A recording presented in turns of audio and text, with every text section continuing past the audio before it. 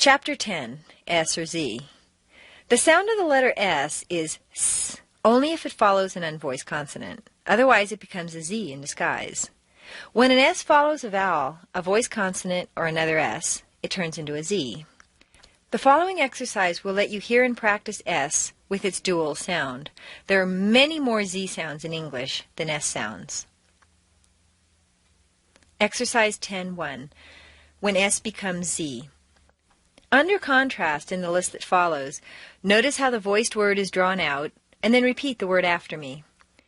Both voiced and unvoiced diphthongs have the underlying structure of the tone shift, or the double stair step, but the shift is much larger for the voiced ones. 1. Price, prize. 2. Piece, peas. 3. Place, plays. 4. Ice, eyes. 5. Hiss, his. 6. Close, to close. 7. Use, to use. 8. Rice, rise. 9. Pace, pays. 10. Lacy, lazy. 11. Thirsty, Thursday. 12. Bus, buzz. 13. Dust, does. 14. Face, phase. 15. Sue, zoo. 16. Loose, lose. Nouns: books, waxes, maps, pencils, months, dogs, hats, trains, pops, oranges, bats, clothes, bikes, windows. Verbs: laughs, washes, thanks, arrives, eats, comes, takes, goes, speaks, lunches. Contractions: it's, theirs, what's, he's, that's, she's. Possessives: a cat's eye, a dog's ear. Exercise 10-2. A surly sergeant socked an insolent sailor. Repeat the S sounds in the paragraph below. Sam, a surly sergeant from Cisco, Texas, saw a sailor sit silently on a small seat reserved for youngsters. He stayed for several minutes while tots swarmed around. Sam asked the sailor to cease and desist, but he sneered in his face.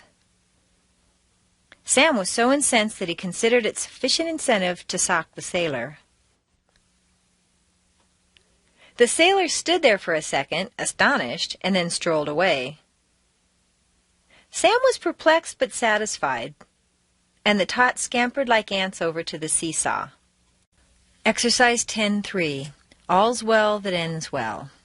Repeat the Z sounds in the paragraph below. A lazy Thursday at the zoo found the zebras grazing on zinnias, posing for pictures, and teasing the zookeeper, whose nose was bronzed by the sun. The biggest zebra's name was Zachary, but his friends called him Zach. Zach was a confusing zebra whose zeal for reason caused his cousins, who were naturally unreasoning, to pause in their conversations. While they browsed, he philosophized. As they grazed, he practiced Zen. Because they were Zach's cousins, the zebras said nothing, but they wished he would muzzle himself at times. As mentioned, like sounds follow naturally. If one consonant is voiced, chances are the following S will be voiced as well. Dogs. If it's unvoiced, the following sound will be as well. Cats. In the past tense, S can be both voiced and unvoiced in some cases. Exercise 10-4. Voiced and unvoiced endings in the past tense. The following will explain the differences between four expressions that are similar in appearance but different in both meaning and pronunciation. S. Past action. I used to eat rice. to be accustomed to. I'm used to eating rice. Z. Present passive verb. Chopsticks are used to eat rice. Simple past. I used chopsticks to eat rice. Used to, depending on its position in a sentence, will either take a tense ou or a schwa. At the end of a sentence, you need to say, more than I used to. In the middle of a sentence, you can say, he used to live there. Exercise 10.5, Finding S and Z sounds. Go through the paragraph and underline all of the S sounds. The first, accent, is marked for you. Next, circle all the Z sounds, no matter how the word is written.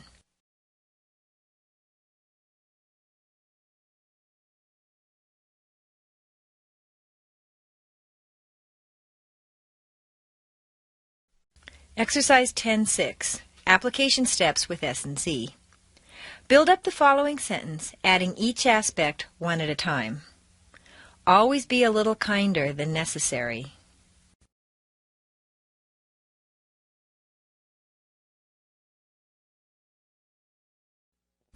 Exercise 10.7, Your own application steps with S and Z. Write your own sentence, then build it up, adding each aspect one at a time.